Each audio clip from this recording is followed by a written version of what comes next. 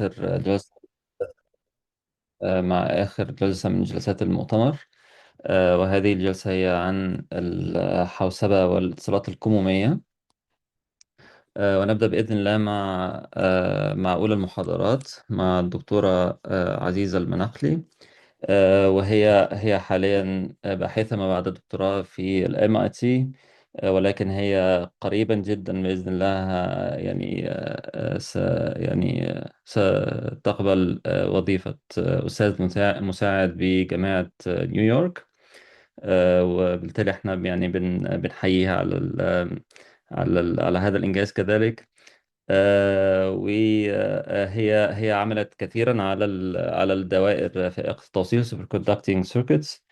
وكذلك مع التركيز على الكوانتم اوبتكس الضوئيات الكمومية والاتصالات الكمومية كذلك. حصلت على العديد من المنح، منها بول اند دايزي سورس فيلوشيب، كلير بوث لوس فيلوشيب، يعني إن كنت يعني أنطقها بشكل صحيح، وألان ماك وورتر فاند فيلوشيب. هي تحدثنا اليوم عن دوائر فائقة التوصيل لاستخدامها في الحوسبة الكمومية. شكرا جزيلا دكتورة عزيزة لوجودك معنا، سعيدين جدا بوجودك، والكلمة معك بإذن الله. السلام عليكم. شكرا أحمد. دقيقة بس. أم، أوكي. آه. شايفين سكرين ولا لا؟ نعم شايفين، نعم. أوكي. باينة. شكرا. مرحبا، اسمي عزيزة المناقلي. أنا عيلتي من سوريا، بس أنا ولدت بأمريكا بنيوجيرسي. وهلا أنا بحكي عربي بالعامي، وما بحسن كتير ساوي البرزنتيشن كلها بالعربي. بس بدي هلا بدي بلش بالإنجليزي إذا بتريدوا. آه، Okay. Hello, everybody. My name is Aziza. I'm currently a postdoc at MIT.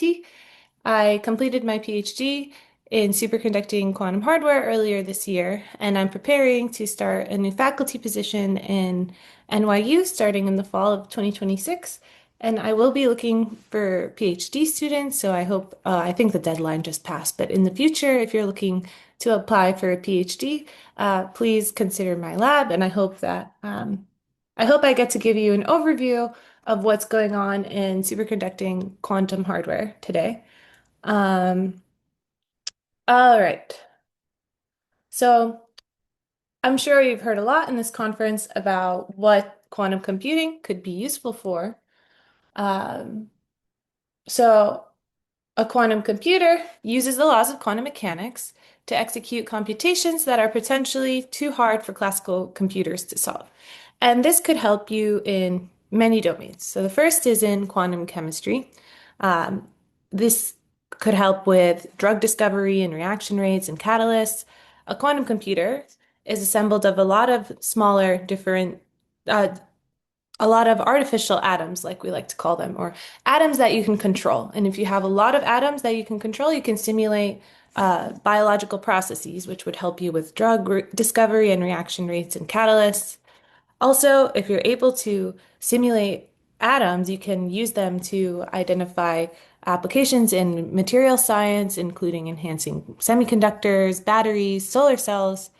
And finally, there is some investigation into the field of optimization, where um, you could potentially use the laws of quantum mechanics to enhance optimization in the fields of finance and machine learning. But people are still investigating potential algorithms that you could use with a quantum computer that you can't execute as easily on a classical computer. So we're redefining the unit of information to create a quantum computer that can handle problems in a fundamentally different way. So um, first, I want to talk about classical computers, which are built from the digital bit, which is a one or a zero. And here I'm showing you an analogy. It's the Earth, and you have the North Pole representing state one and the South Pole representing state zero. And the state of your bit is determined by if a person is at the North Pole or at the South Pole. They can only be in one of two places. This is a digital bit. So in today's hardware, we can have around 10 to the 11 bits, which are made fundamentally from transistors. And these transistors have error rates around 10 to the minus 20. So they work really, really well.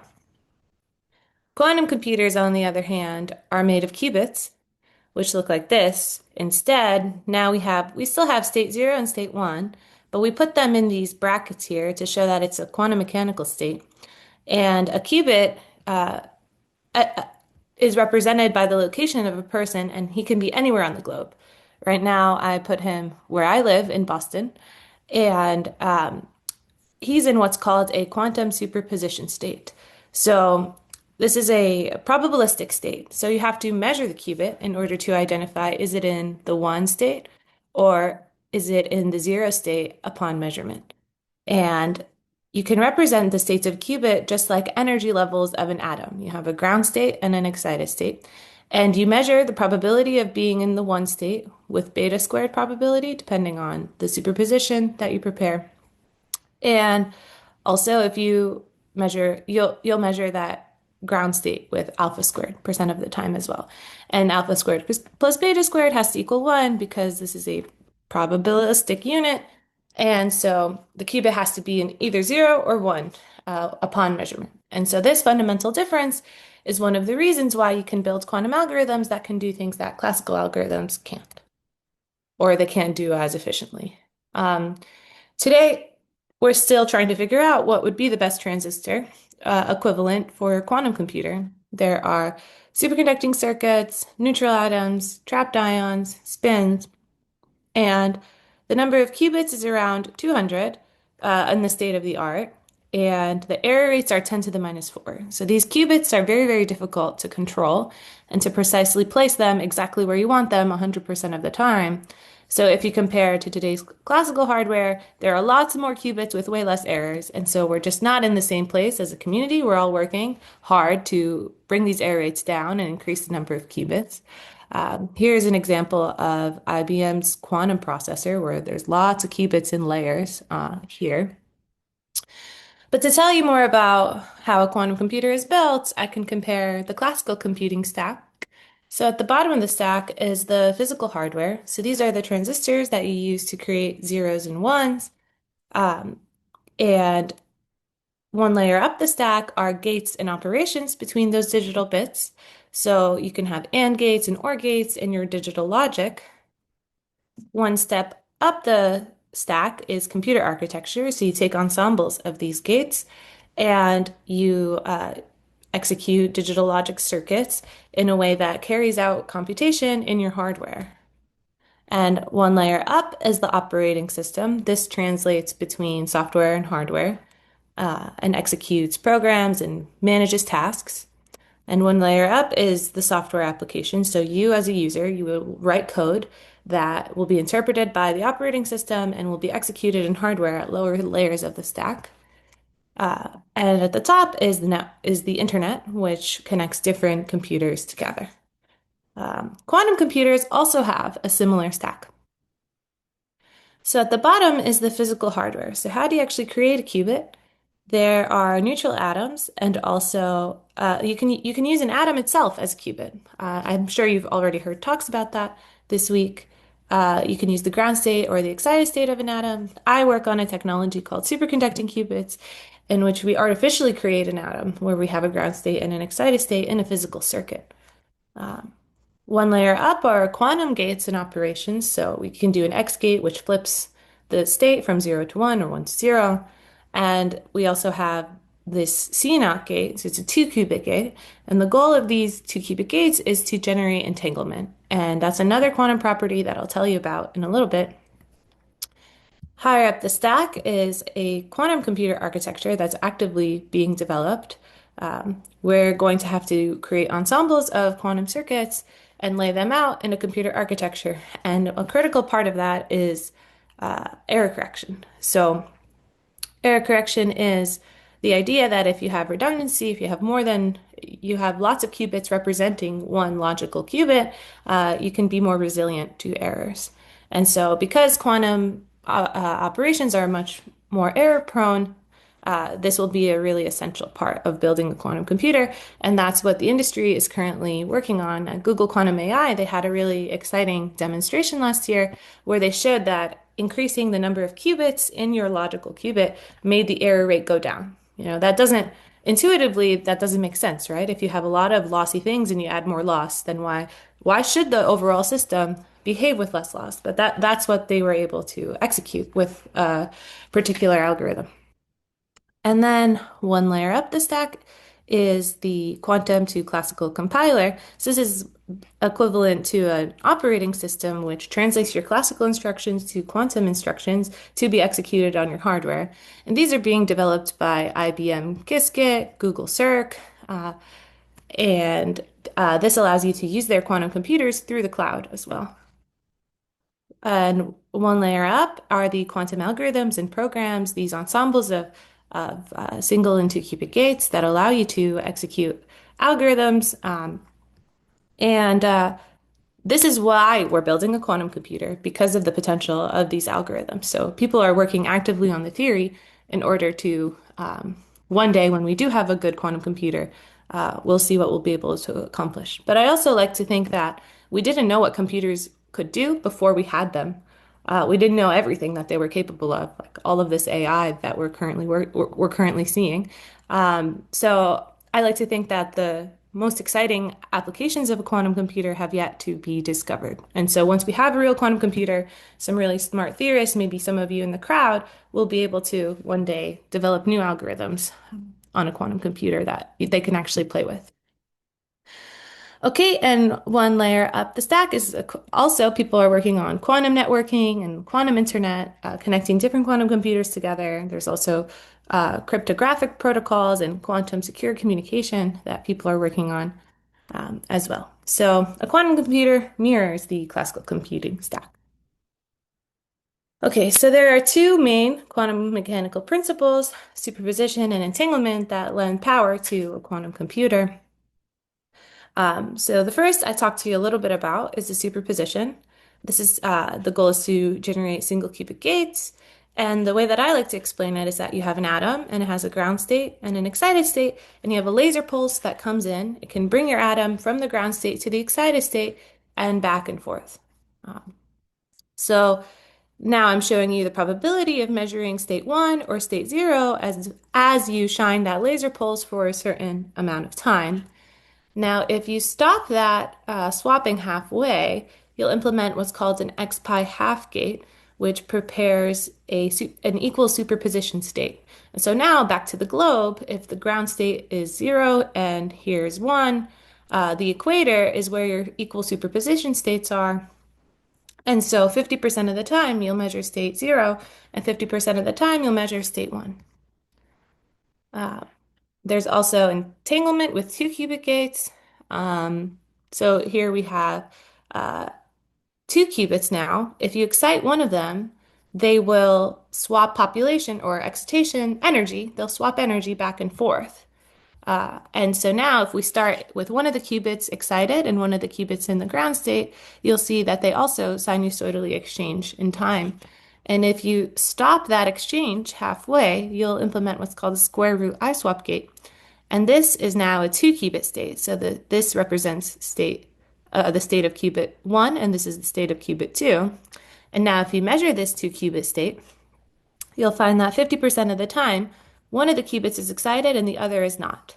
And so this tells you something really interesting. So if you measure one of the qubits excited, you know it was entangled with the other one.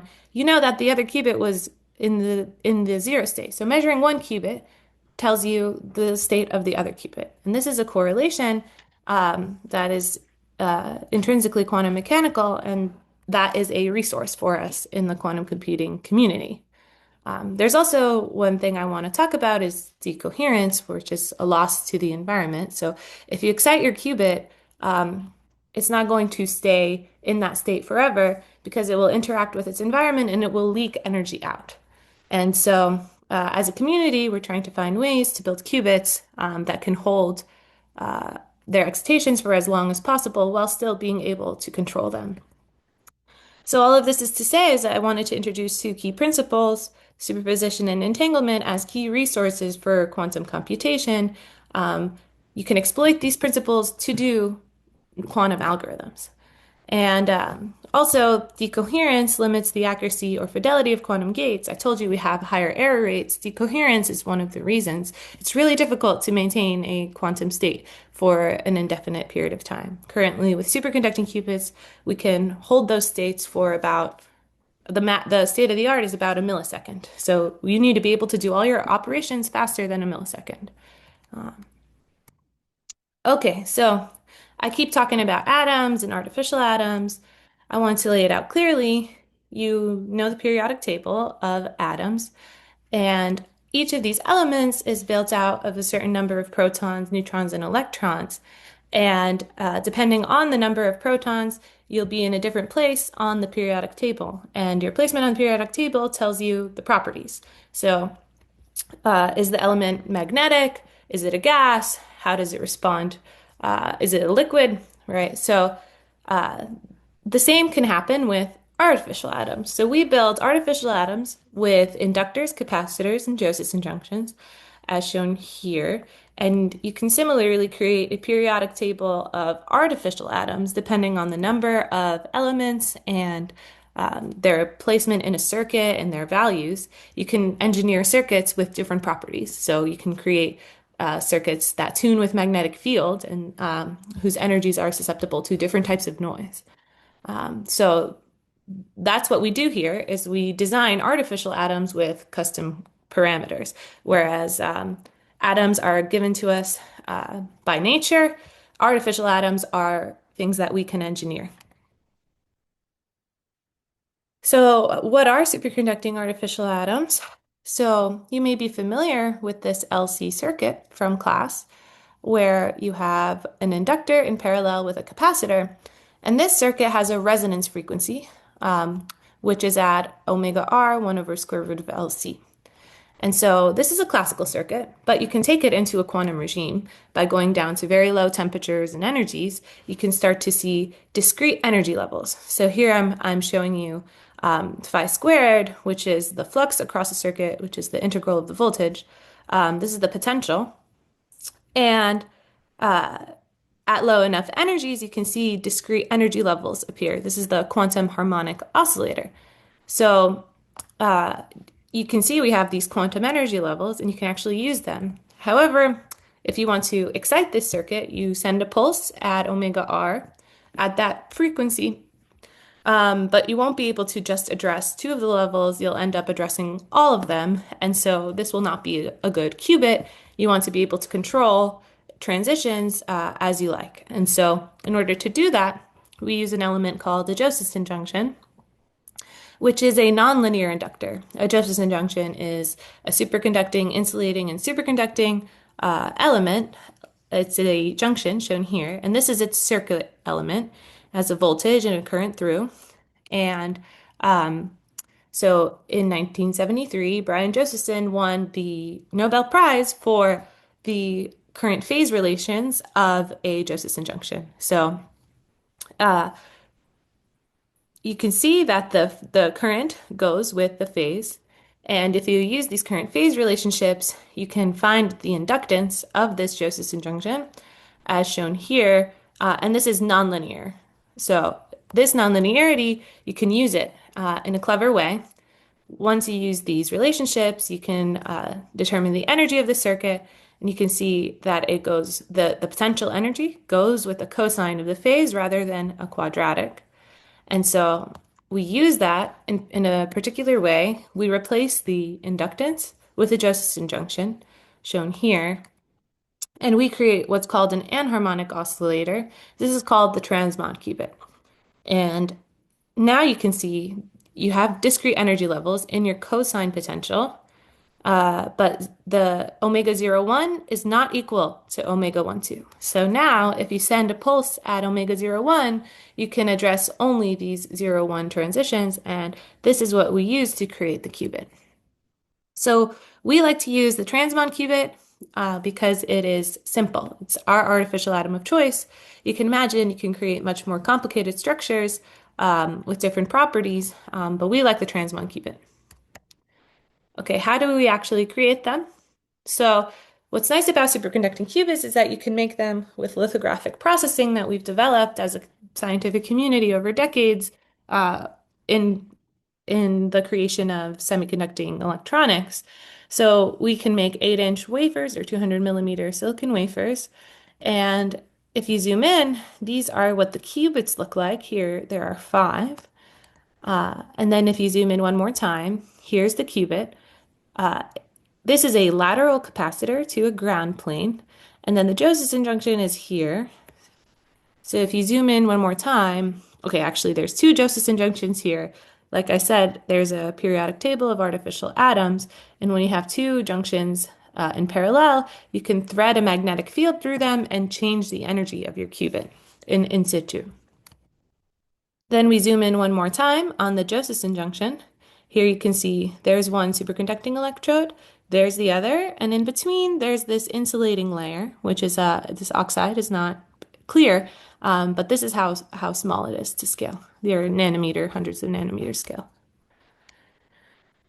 Okay, and how do we control superconducting qubits? Transmon qubits, they operate at microwave frequencies at around 5 gigahertz. So this is within the telecom range. So we use a lot of electronics from the telecom industry.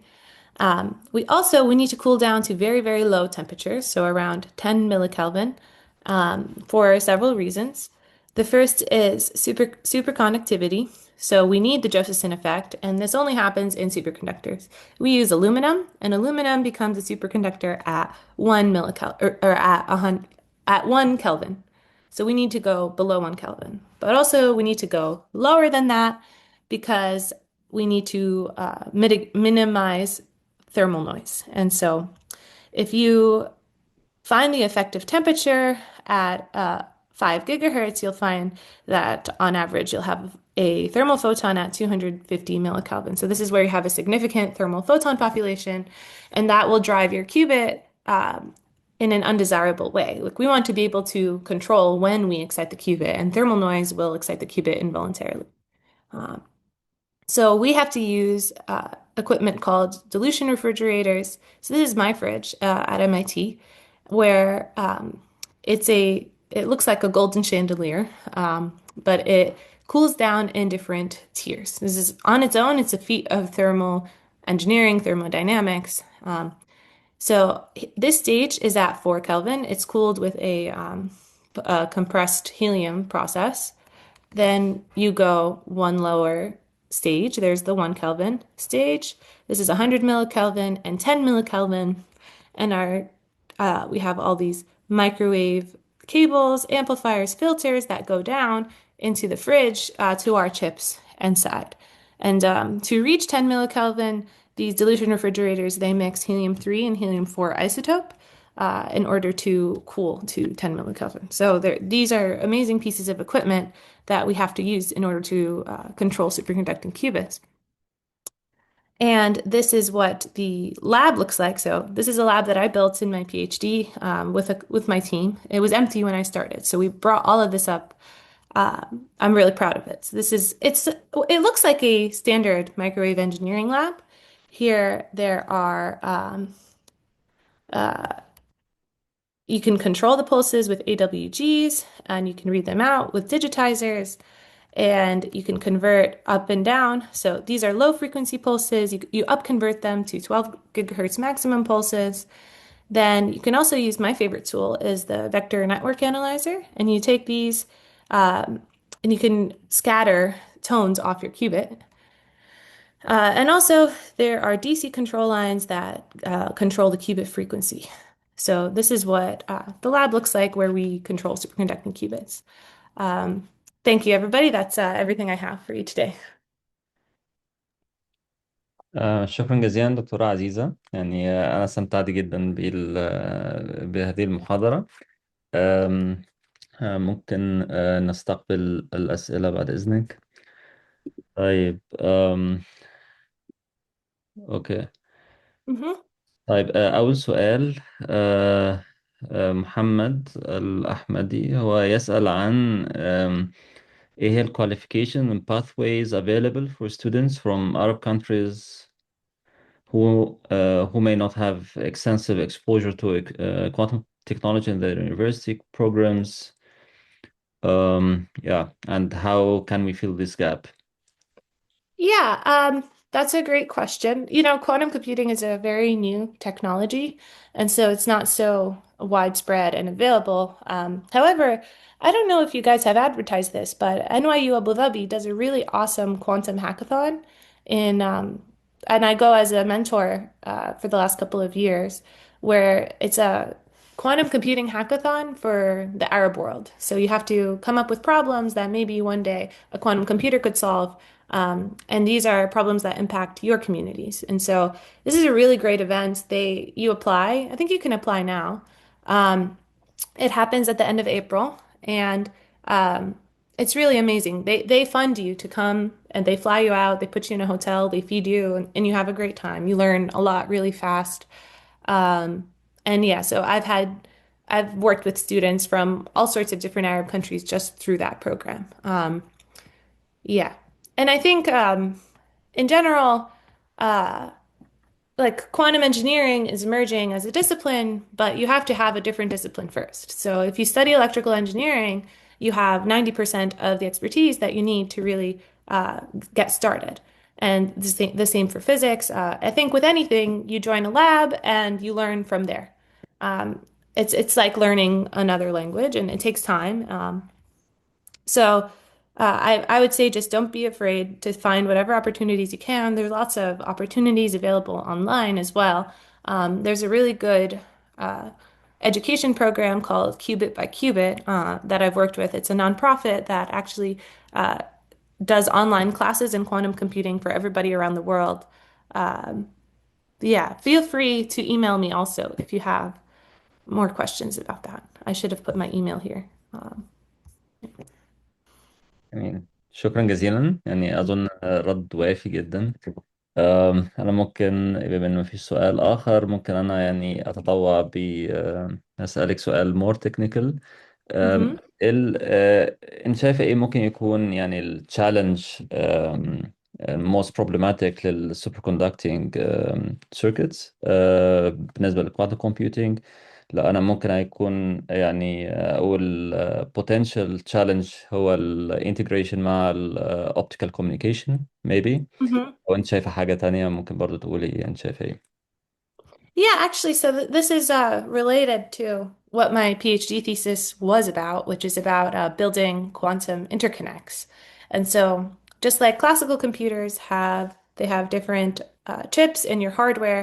You have your RAM and your memory, and these chips, they need to work together in order to carry out a computation, and you have to communicate via interconnects. And classically, these are wires, and you can send current through it. But quantumly, it's more difficult to transfer quantum information from one place to another. And not only that, you need to generate entanglement in order for it to be useful for a distributed quantum computing scheme that you can scale up with lots and lots of chips. And I think I usually sometimes I present this photo of two dilution refrigerators connected by a 30-meter cryogenic tunnel, and that's kind of the limit of what people could do for a long distance quantum computer in the superconducting limit. But if you do want to connect different computers together, it is, yeah, like the question said, an optical approach is better because you have really, really low loss telecom fibers that can hold terahertz photons or optical photons without loss or without significant losses. So people have demonstrated entanglement over kilometer scales using optical photons. And so if you want to connect a microwave photon to an optical photon, you're going to need something called transduction. And this is a very difficult scientific field because of the difference in energy scales. You have a 5 gigahertz photon and a terahertz photon, and you have to convert quantum information coherently from one to the other.